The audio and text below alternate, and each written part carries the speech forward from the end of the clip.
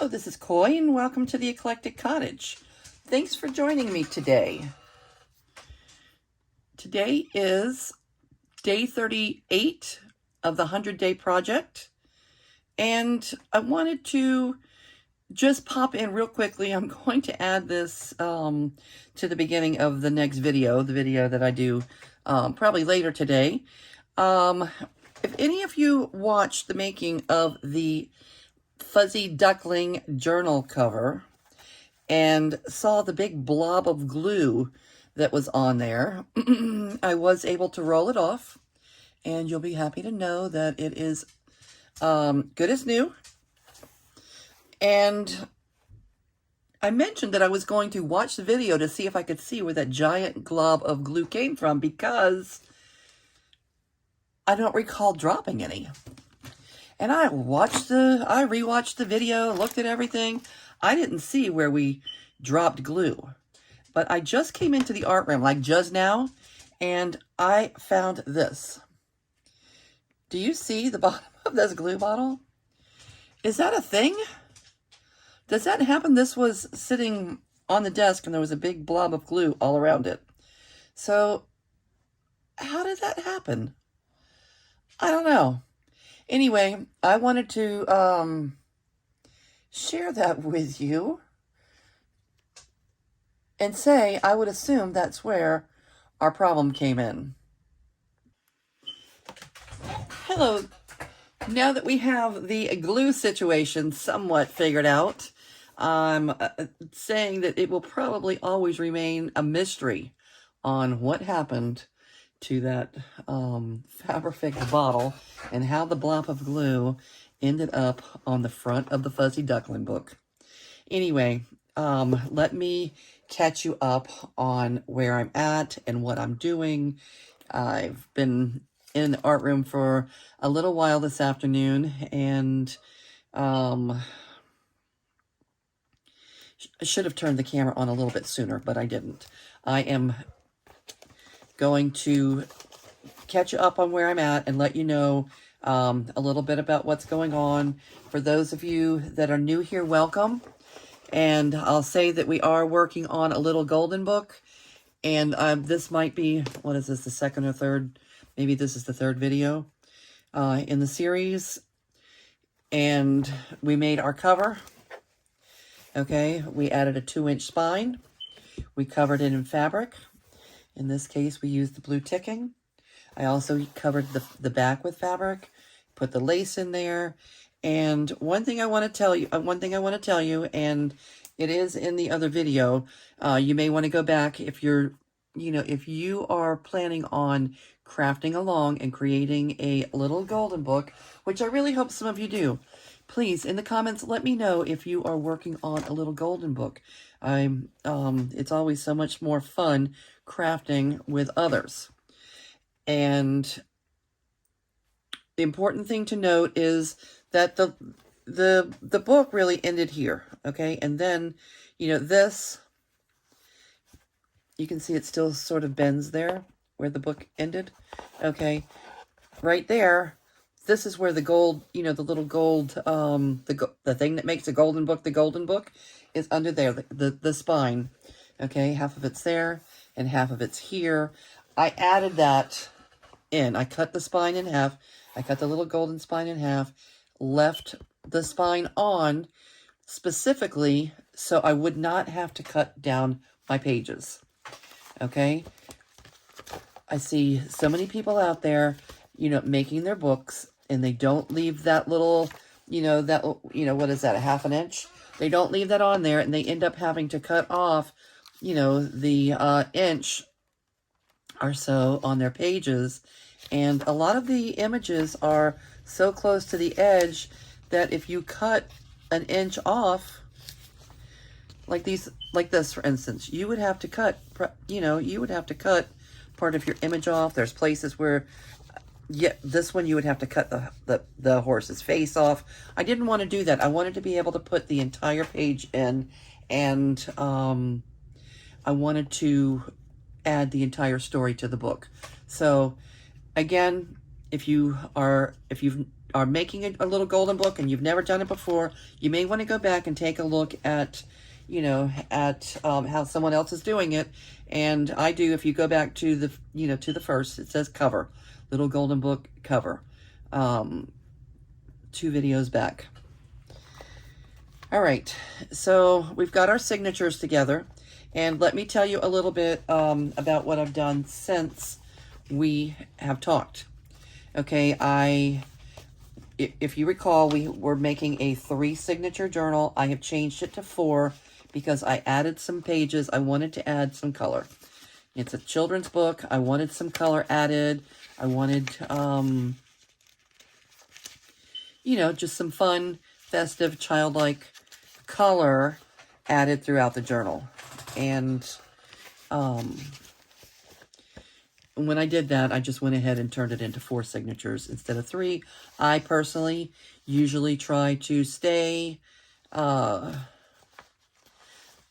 an odd number. Okay, but I've gone with 4. I usually hold my signatures until I sew them in. I usually hold them together with an elastic band. And I have done that in this case also. And I want to go over one more thing. When I originally, I want to keep both, there was 2 signatures in the book. Each signature had 3 pages, okay?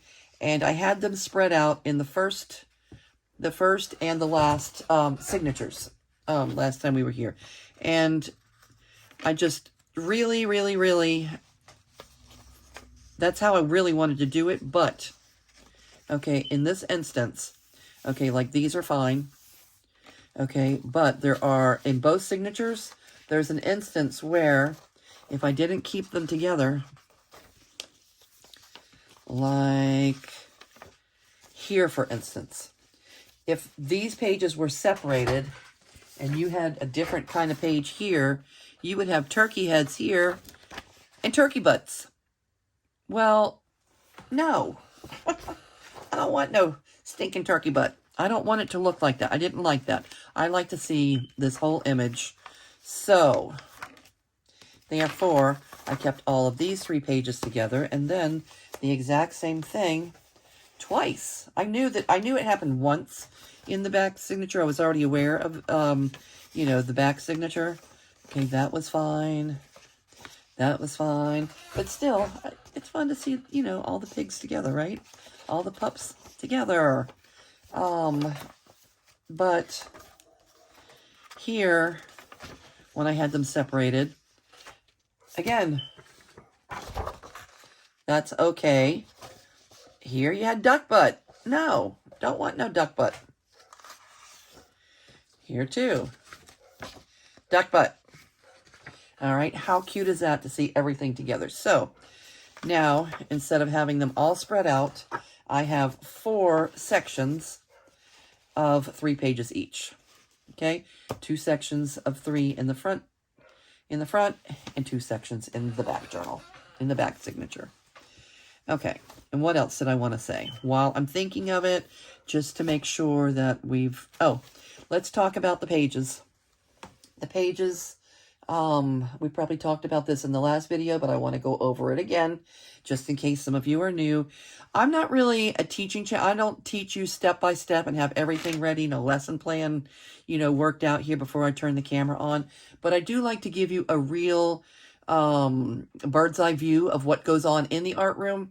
I like for you to come in and see what's going on here and hopefully find something that you like, something that inspires you, and you can learn by my mistakes, because I, you know, make plenty of them.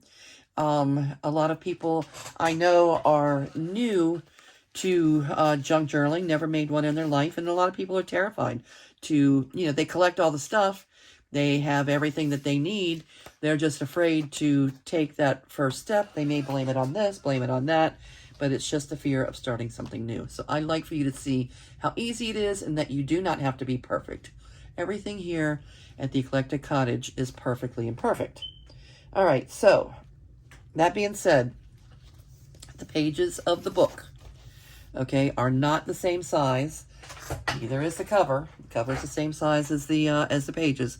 The pages are, you know, when they're opened up all the way, it's 13 inches by 8 inches instead of 11 by 8.5. Okay, 8.5 by 11 is a normal size. These are 8, so it's a 1/2 inch shorter, and it's 2 inches longer.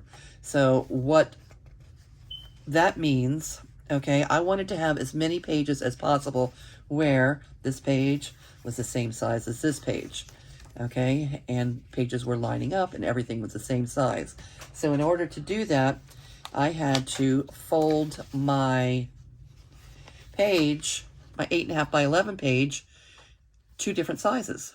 So, you know, this is probably 2 inches, you know, the 2 inches or so that was missing because it's 11 instead of 13. So a lot of my pages are going to be smaller, and some of them I cut in half. Some of them, you know, I just folded directly in half. So you had 8.5 by 8.5. But here, when you have this folded thing, there's so many things you can do. You can tip in. This is a great place that's just begging to have a tip in.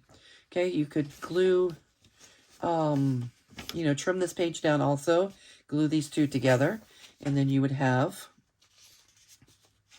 you know, a fold out. Okay, so you would have an extended page here, and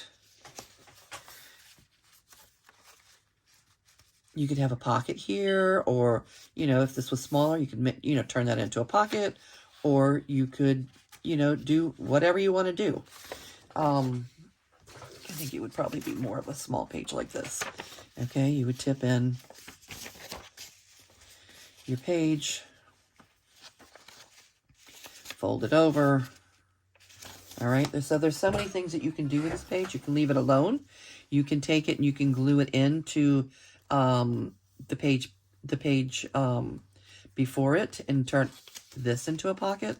Okay, the possibilities are endless. Use your imagination, but I don't have a problem with this page being 2 inches smaller than this page.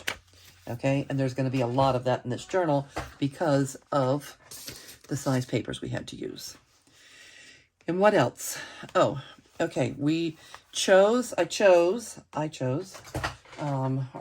together to use a floating spine, okay, instead of the regular spine in here. Normally, you would cover this with fabric. I was going to cover it with this blue ticking. Okay, you cover it with fabric and you sew your signatures directly, you know, into the spine, and then you're going to see, you know, your threads on the outside. Okay, instead of doing that, we are using a floating spine. So what I did was add some cardboard, in this case it was file folder, to the back of the fabric that I'm using for the inside, and it's exactly the right size to be able to fit into the slot. You see the slot? It'll fit into the slot of the cover, it right into the slot of the spine. So when all the signatures are in, I'll put our glue here, you know, turn it over, slide it in here, and we will we'll be golden. We'll be good to go. And that way, in order to do that, and what I did was, I usually go with, I'm going to make this a little bit detailed for those of you that are new. I usually go with odd number. So I usually, you know, make my line straight down the center. And if it was 3, I would put, you know, an even line here, an even line there. Okay, but I had 4, so it was a little bit more, there was a little bit more math involved.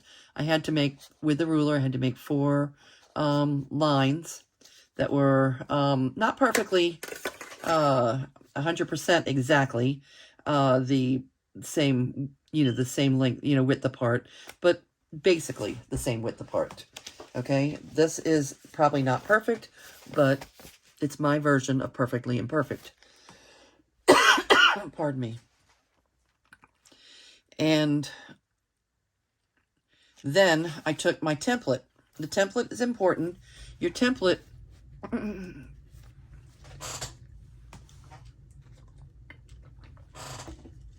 this is a template that I use all the time. And because, pardon me, because this page is a little bit shorter than the normal page, I had to put a line here to say, okay, that's the top. All right, I'm going to line it up with the top. Instead of lining it up like that, I'm lining it up like that. This is the top of the page. And then I drew on my dots, okay, all the way across. And unfortunately, I did not turn the camera on before I sewed in the first signature, which is actually the third signature. Signature number 3. And now we're going to pick up where we left off and get the others sewn in. All right, so this is number 1, right? This is the one with the front of the book. This is the one. This is number 4. I wrote it very light in pencil so that I wouldn't get confused. That's signature 4, and this is signature number 2. So let's go ahead and sew signature number 2 in next. And I have already, on this one, I have already put everything together. I've made sure, it's really important that you go through before you start sewing and make sure that all of your pages are, you know, the way that you want them. They're right side up. If you have smaller pages, you want to, there's not any in this particular signature, but if you have, you know, sometimes you have a shorter page and you want to put it, you know, do you want it directly in the center? Do you want to put it all the way at the bottom? Do you want to put it at the top?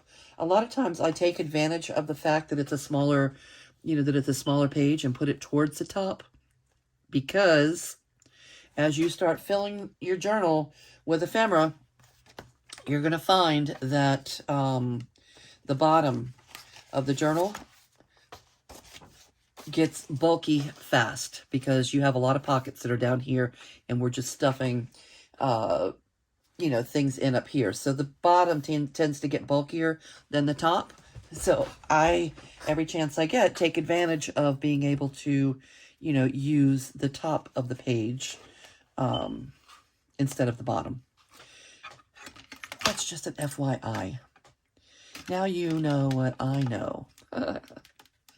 All right, so I know that there's some new people here, and I welcome you. You know, actually, I think we hit our 300 mark with, you know, 300 subscribers, and I am thrilled about that. And just know it's because of all of you hitting that like button. When you hit the like button, when you add a comment, when you hit the subscribe, okay, it lets YouTube know. And this is not just for me, it's for any new smaller channel. It's relevant, okay, and it's what keeps us coming back. If you give us reaction to our videos and let us know that you are you know, that you're here, and sharing. If you want to share this video, there's a share button down there. And I would appreciate it if you have other, you know, other crafty friends or, you know, groups of friends that you would like to share my videos with. Maybe you can get a few people together and make a golden book along. Share the video. That really is very helpful, and it helps other people find my channel. And that I just wanted to say. So I'm going to try not to talk about that too much, but I, you know, just want to welcome those of you that are new and let you know that I read all the comments and I try to respond, and thank you for helping my channel grow. Okay, so again, I like to tape down my tail just so I don't end up pulling it through and having to start all over. Okay, because that's annoying. All right, so I've always start through the center, and I'm going to go through the center hole on the spine. I use a 3-hole pamphlet stitch because it's simple, it works, I've been using it for decades, and I don't need to get fancy If it ain't broke, don't fix it. That's kind of my mentality on the sewing in the signatures. There are a lot of different bookbinding techniques, and if you're, you know, a little bit more advanced, you may want to take a look at some of them, get them figured out. That just never really crosses my mind. I have done a few, but very few. When I do, it's because I feel challenged. You know, someone's challenging me a little bit, or someone, you know, did a video on their channel and, you know, kind of challenges me to do the same. Louise, hi Louise. But mostly I just use a 3-hole pamphlet stitch. All right, and so we went from the center back up through the top, back down through the bottom. Make sure, I've been chatting a lot, make sure that I have the top and the bottom correct. Yeah, pretty sure that I do. Yes, okay. All right, so back through the bottom.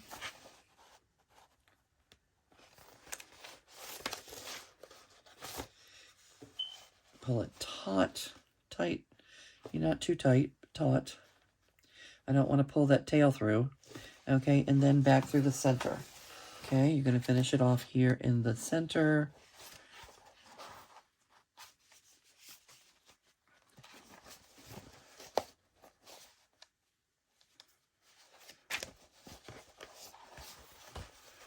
And you want to be very careful with the center that you're not splicing your thread. Okay, the thread that's already in there. See, that came loose. That's simple for that to come loose. I could have pulled it all the way through if I pulled a little bit. All right, so back through the center. Back through the center here without splicing our thread. We're going to put it, you want to be on both sides of the bridge. Don't ask me why they call it the bridge, but they, whoever they are, calls the center thread the bridge. So we're going to do that here as well. And when you remove the tape, we want to even these out a little bit, even our tails out a bit.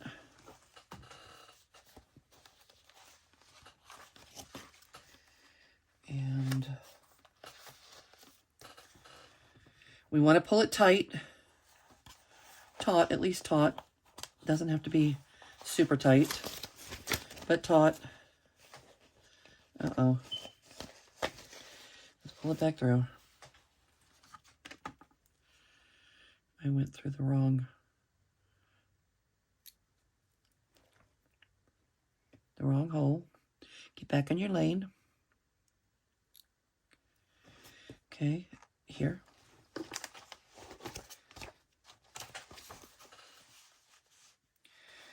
All right, and here we're going back through the center here.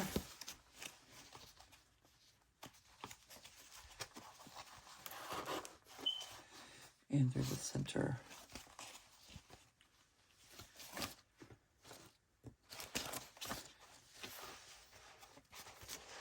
Here.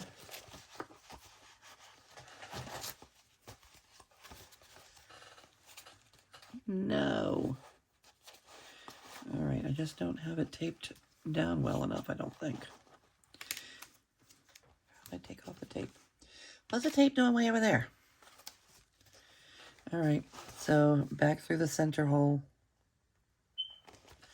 without splicing our thread. We're coming back up through the center, and we want to, you know, I think I did splice a little bit. Let's see. A little bit, so let's unsplice. All right, you want not to splice.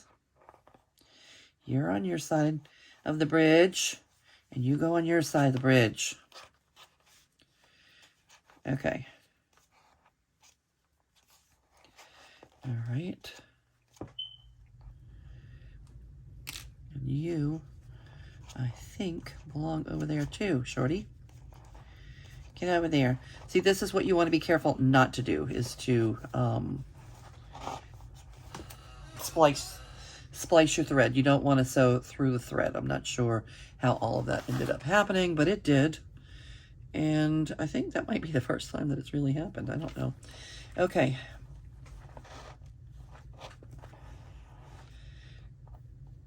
Now we're on each side of the bridge. We want to pull it taut, but not overly tight. We don't want to pull so tight that we're going to rip the paper. That should be perfect. We're going to go left over right, right over left, just a little square knot. Let's do that. And there you have it. That's signature number 2. All right, and now we have 1 and 4 left. All right. Signature number 1. I have already gone through and made sure that everything is right side up, that nothing is upside down, that everything was where I want it. So that part is already done. But I want to remind you to do that before you start sewing.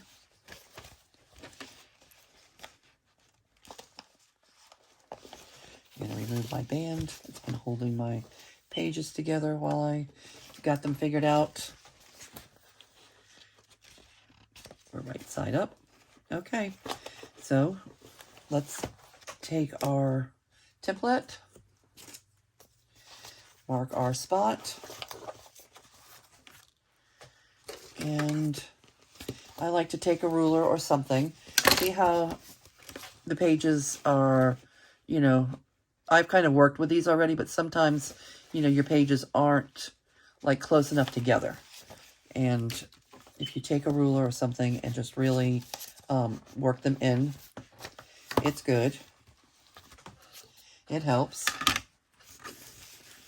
And then we're going to mark our spot. Remember, we're using that top line because these pages are a little bit shorter than usual.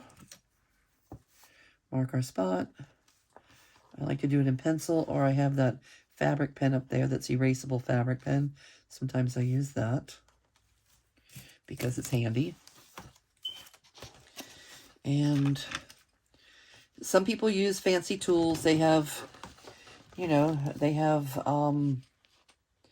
things on their desk that hold a cradle or something that holds the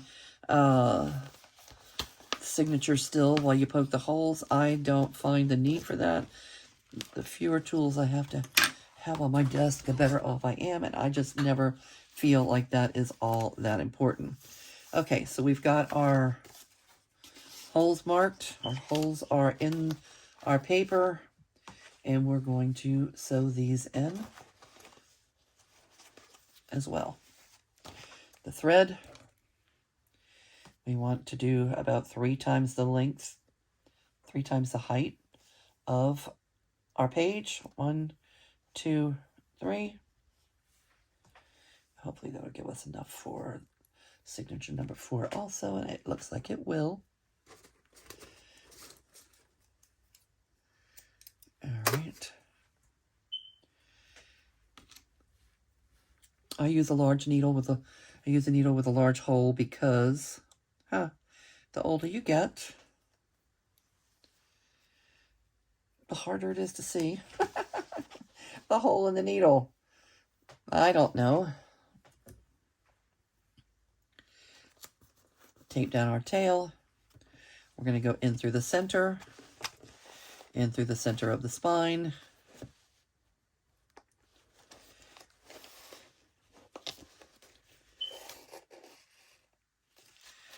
Back through the top hole.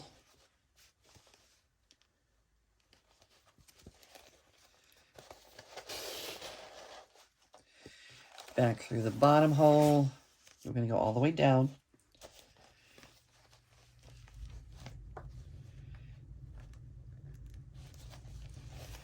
And then the hardest one is the center.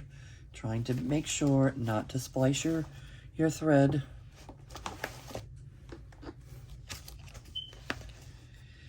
Okay, we're going back in through the center hole. Okay, let me pull that all the way through. All right, and being as careful as we can, not to splice the thread. We're going to go on either side of the bridge.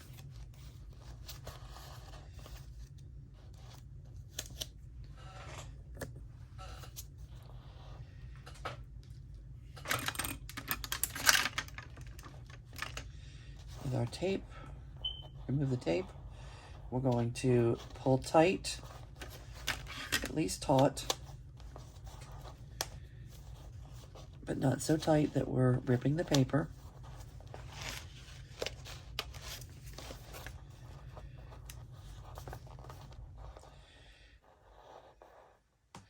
Right over left, left over right. Got our square knot in here. And there you go. That is 3 down and 1 to go.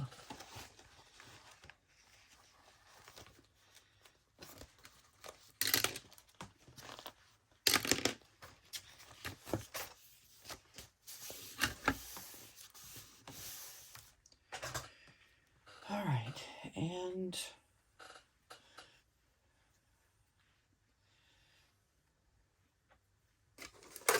three times the length of our page.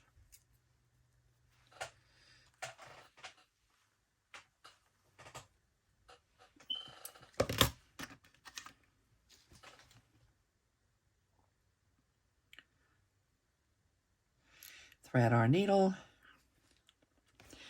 Okay, so if any of you are working on a little golden book or any new journal, any new project, any old project, pull out something that you've, you know, that's been on a shelf, unshelf something and finish it.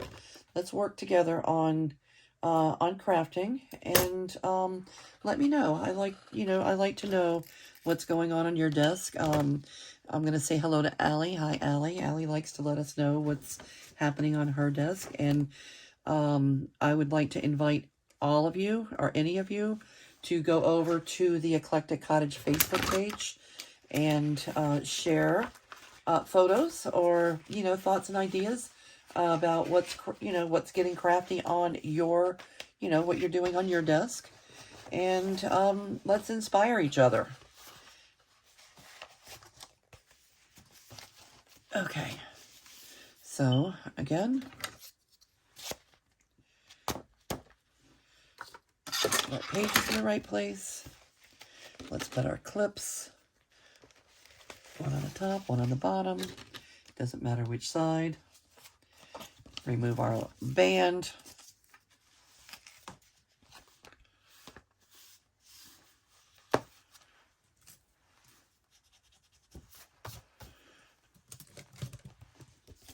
Get our template. Mark our holes. Again, we're lining up and just using the pencil to draw some dots.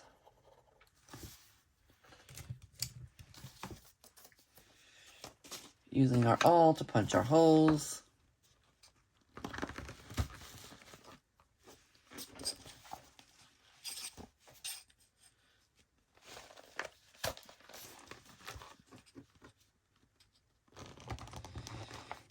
If you're sitting over there saying, oh, she makes it look so easy, it's because it is.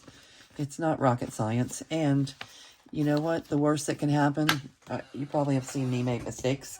The worst that can happen is you have to undo it and start again. Most important thing is to make sure you're lining everything up, and if you're using a template. You know, not everybody uses a template. Some people, you know, just don't have to.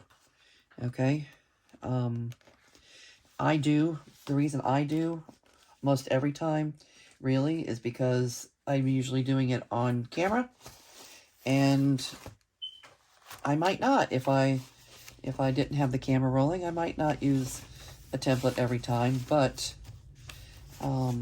it's a good reminder for all of you that, yeah, let's use, you know, let's use a template, or at the very least, let's be, you know, extra careful that you are getting things in the right place. Okay, let's tape. All right, so we went in through the center. We're going up to the top. It doesn't matter if you go to the top or the bottom. I usually go to the top. All right, go back in through the top.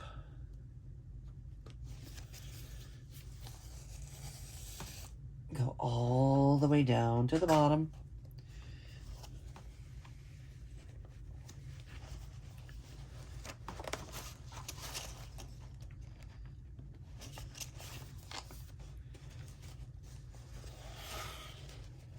All right, once you've done this a few times, you'll be saying it's easy too.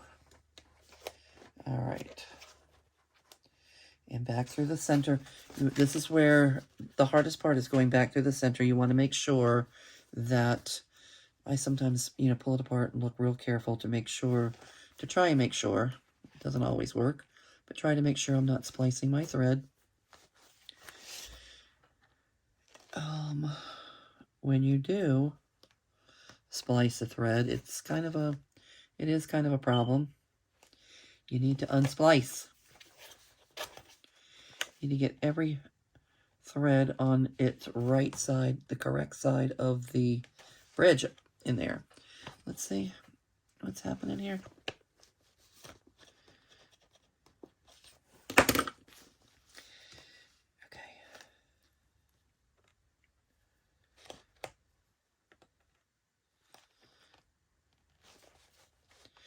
Okay, you're on your side, you're on your side. And remove the tape.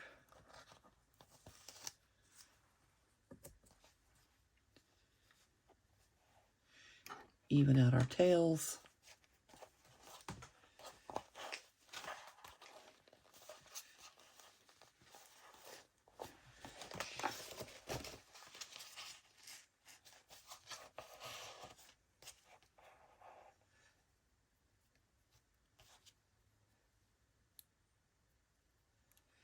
Evening out the tails. We're pulling taut, but not overly tight. All right, why are you all wound up? All right, make sure we're on either side of the bridge. And we are.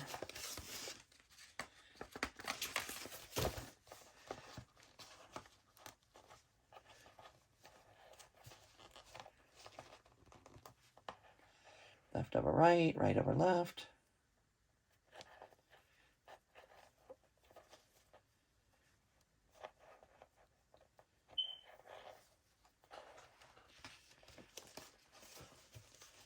There you have it. So this is what's not showing on the outside of the journal, you know, on the outside of the cover, which is not, you know, wouldn't have been that bad, but my thread, you know, is green. This is blue. I could have used blue thread, but this is how I chose to do it this time. And now all that's left is adding our Fabri-Tac glue, which we'll do now. Fabri-Tac, the thing that happened yesterday with the Fabri-Tac is just still such a crazy thought to me.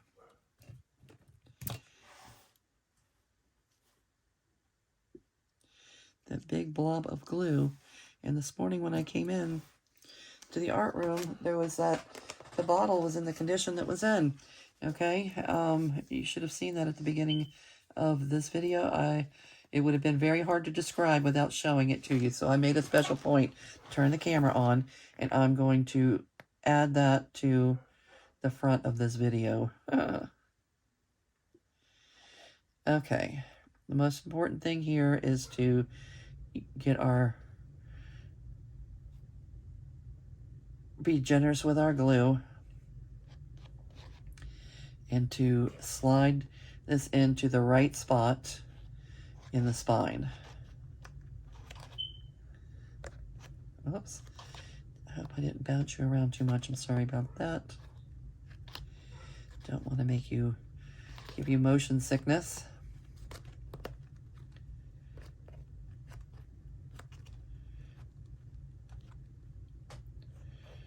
All right.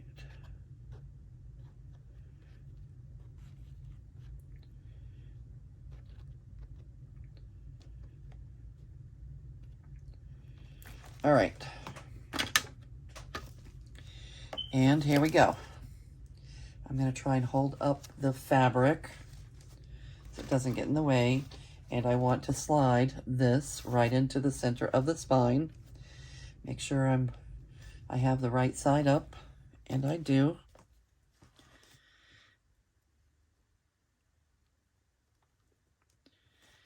Okay.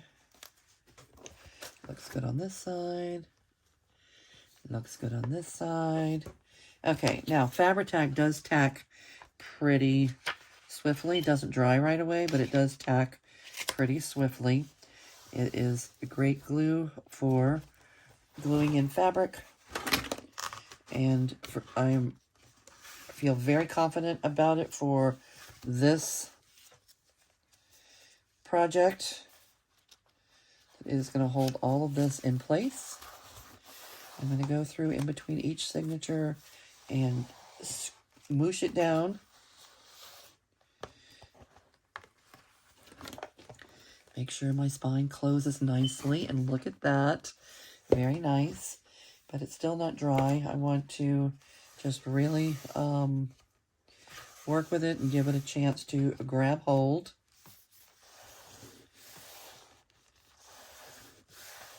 All right, and pretty much as soon as it grabs a hold really good, we have a little fuzzy duck journal. I can remove these.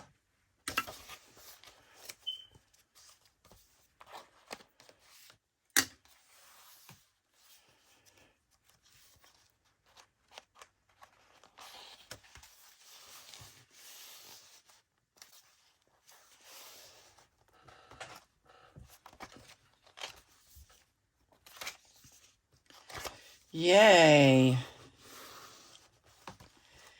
And there you have it. They're so nice and evenly spread out. I love it. I love it. It feels so good in the hand, and I really look forward to working in this little journal. I do want to go ahead, before I turn the camera off, before I end my project, I want to go ahead and glue down the rest here.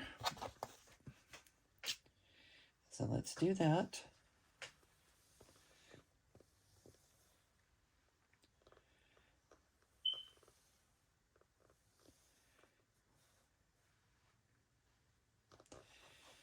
All right, now I have the other journals that we're working on right now, the apothecary journals, and are they apothecary? I don't know, they're herbal. They're Earth Vibes. Earth Vibes is the theme at Revolution Inc. for this season, the spring and summer season, and that is really what it is. It's Earth Vibes. A lot of our vendors that come to the events at Revolution Inc., a lot of the vendors, you know, are apothecary. They deal with, you know, making herbal, whether it's, you know, all their herbal potions, whether it's potpourri or simmering pots or ointments and, you know, different things that are herbal. So I am going with their theme only because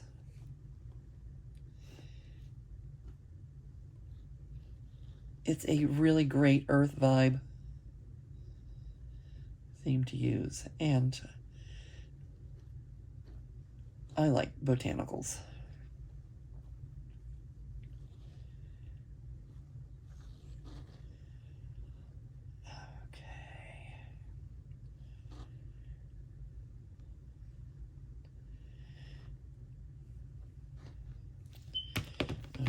right.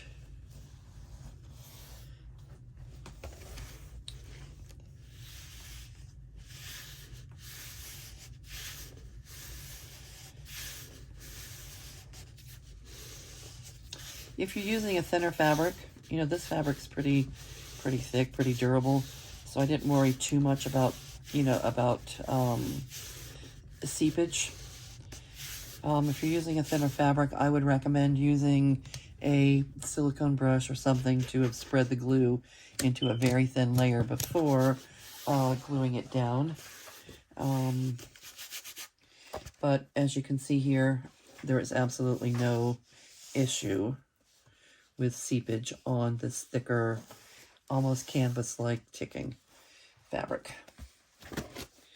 Okay, it's officially a journal, The Fuzzy Little Duckling, and we will be working on it throughout the 100-day project.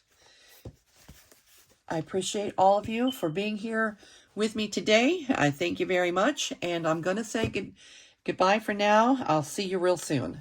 Bye.